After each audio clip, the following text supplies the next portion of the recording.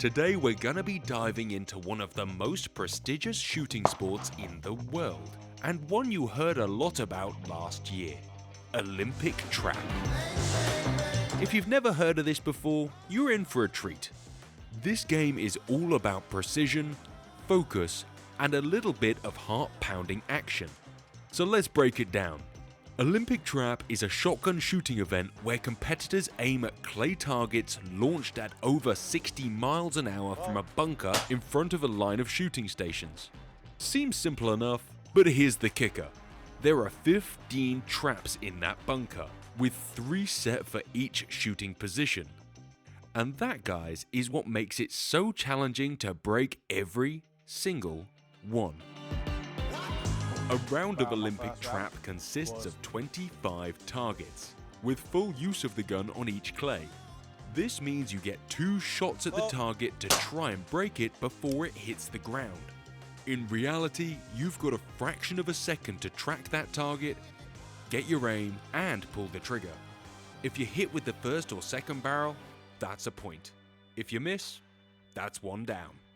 This game is about accuracy, and it's about consistency. Something today's guest, Olympic gold medal winning trap shooter Nathan Hales, knows a lot about. So we're here at Lenato to shoot Olympic trap with Nathan Hales, gold medal winner. Everybody knows my Achilles heel is going away, birds. Hopefully he can help me and not embarrass me too much. We're going to make a little competition out of it. Hopefully we can have some fun. Let's see how badly I lose. Not only the best looking man in clay shooting now, but he's also a gold medalist. I mean, does it get any better than that? I can't imagine it does. We're going to have a little play in a minute, me and you. You're going to talk us through the rules? You're going to tell us how we're getting on? I'll talk you through the rules. So we've got 5 shooting stations undercover there. This is the trench.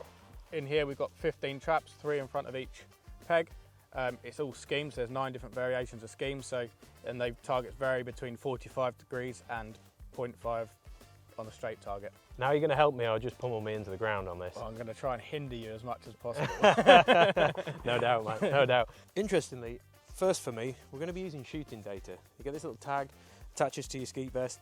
You present it up when you come in to start your round. It'll tell you which of the 9 schemes that you've shot that round. It'll tell you which direction they went in, the time it took you to kill them, whether you killed them, whether you got them first barrel, second barrel, the weather, the temperature, a number of different things that you can then use to go back and aid yourself when you're coaching or furthering yourself, or even just want to see how badly you shot, which is hopefully what I'm going to do now. But you keep it all on your phone, onto an app, and see how bad I do.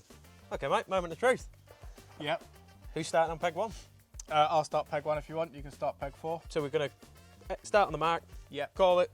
Automated system. Yep. Send it away. Full use. Yep, full use.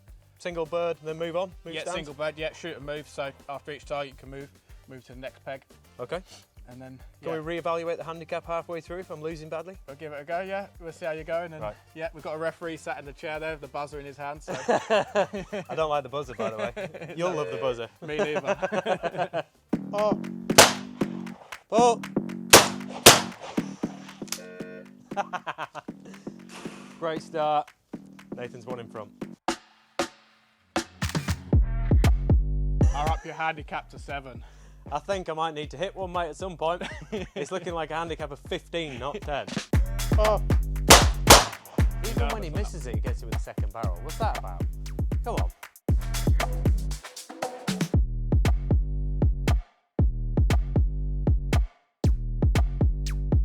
Aha! He's missed one. I've got him scared now. I've got him running, look. Oh.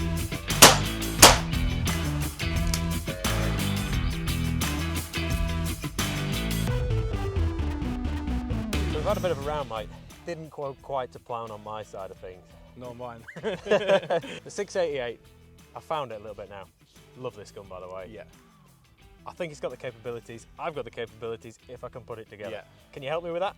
Yeah, definitely. Had a bit of a chat with you there on peg 4, gave you a couple of tips, and I think you missed 1 out the next 8 or 9 after that. Yeah. Looked like you were shooting them a lot better, a lot less panicked, Did a lot feel smoother to the target as well. Felt like I had more time. Yeah. Just that little bit of a higher hold point, that little bit more waiting to before I set off. You still going to give me my 10 handicap?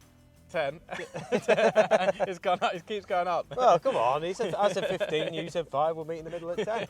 Trap is not a new thing and has been in the Olympics since 1900. The rules, guns, and gear have changed, but the basic premise and the prestige of winning an Olympic medal in trap has remained. This discipline is one of those ultra-accessible clay sports, as it's shot in nearly every country in the world. Depending on where you're from, you might know this as international trap or bunker.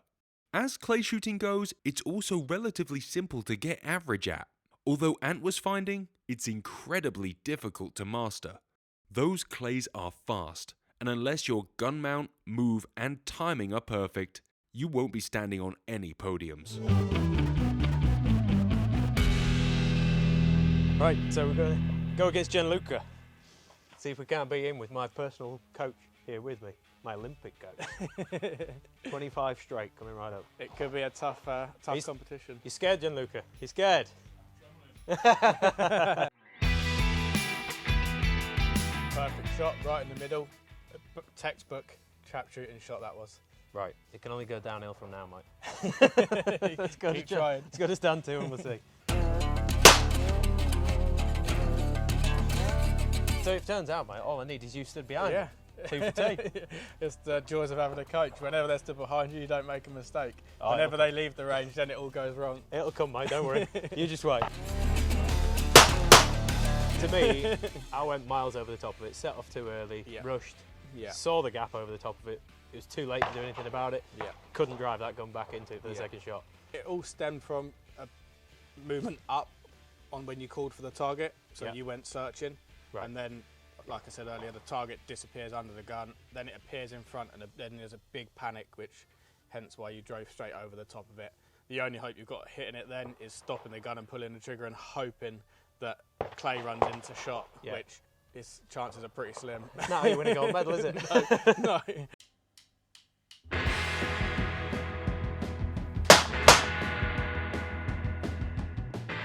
kill, pretty much just concentrated on what was happening on this peg, didn't worry about what happened before, and then you executed a nice shot at a tricky, those little quartering 10, 15 degree angle targets are quite often a very missed target because there's so little room for error, and it normally appears slightly the opposite side of the barrel to where you expect a left-hander to come from, so it normally catches your eye. You move early and then run parallel, so it's quite a tricky target, an easily missed target. Those sort of targets there, I really panic with those. Because that's completely the opposite direction to what you think you're going to be travelling in. You know, for me, rightly or wrongly, I don't know, but I look at this little window like that in front of me and think, it's going to be there somewhere. And then when it throws one of those sideways targets out, it's a real big push with a gun to shove out. I think it feels, for you, a lot worse than it is. The movement was actually quite nice. It didn't look panicked. I think what happens is the targets, so that was like a 40, 45 degree right-hander. It travels out low, and sometimes you don't always pick them up until they've gone past, and because they're a 45 degree angle, it was fairly low. It can just make you feel like that movement is maybe a little bit over exaggerated to what it actually looks like from stood back here. It looked like a very clean, nice movement from back here, but I think the speed that they travel at sometimes makes you tense up and feel like you panicked. Yeah, no, it definitely felt panic to me, mate. It looked good, that's the main thing. Well, so that's interesting. The time taken for me to take the shot has slowed down. Because I'm trying not to panic. I'm trying to take my time, like you said. You said as you get more confident, that time will decrease, so you'll be shooting it faster. Why do you want that shot that much faster? They're travelling at around 64 to 67 miles an hour. First shot's normally around 26, 27 metres. So the quicker you can shoot that first barrel without rushing and making a horrible movement, the more time you've got to process and correct a second shot if needed at the time.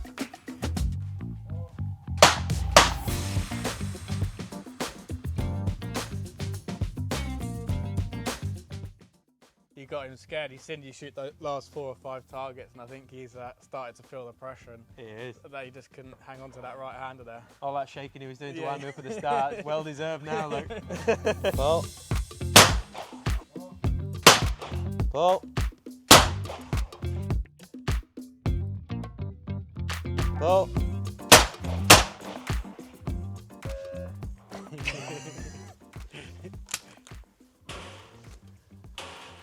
Right. Welcome to Olympic trap. What happened there? Just when you think you've got it, it bites you. The wheel fell off, didn't Yeah, it? yeah, all went wrong from start to finish. Yeah, but yeah. that's the joys of this discipline. You can think you've mastered it, think you're getting there, and then a miss comes out of nowhere. The wheels can fall off. I had a World Cup here, which I actually won in the end, but I'd shot the first 25 straight. I was about 12, 13 into the second round, straight, no second barrels. Missed one on peg 5, thought, okay, move on. Walked back to peg 1, missed another one, and then second barreled the one after that, and I was like, okay, now we've got to panic because another miss is going to follow if I don't get myself back on track. But managed to get myself back on track and went all the way through, which just then shows you can't give up or react to a miss, because those 2 misses could have cost me the whole competition had I let it affect me, which is what you can't do on any shooting sport. You cannot get affected by a miss. I think John Luke managed to beat me, didn't he? Yeah, it was looking like you was going to have him until the last 5. I know. And then he pulled it out of the bag. But who did you shoot for? What's that? Where did you used to shoot for? Which team? I was shooting for Team Chile. Team Chile. So, you know, if you didn't beat me, come on. I'm just a gamekeeper from Hampshire. No, well shot. Well shot, mate. Enjoyed it. Let's watch you get in and just smash a few up then. Yeah. Show everybody how it should be done. I can honestly say that trap isn't mine, nor is it Ant's discipline of choice. Neither of us have the prerequisite concentration required to master this Olympic sport. However, that doesn't mean that we don't appreciate the immense pile of talent these guys have in order to be able to break high numbers of clays in very high pressure situations. If you've never tried trap shooting, head to your local clay ground now and give it a try. You may find yourself stood on that Olympic podium one day. Thank you for watching TGS Outdoors. I hope you have enjoyed this video. If you have, like it, subscribe to our channel if you haven't already, and share it with your friends. This channel would not exist without the support of our amazing sponsors. They really do keep this content coming week after week. Thank you also to our channel members. You guys are amazing. If you want to know more about channel membership, there's a join button down there. Click it, you get some free extra content, you get early releases. Occasionally we get together and shoot some clays. Take care, guys. We'll catch you soon.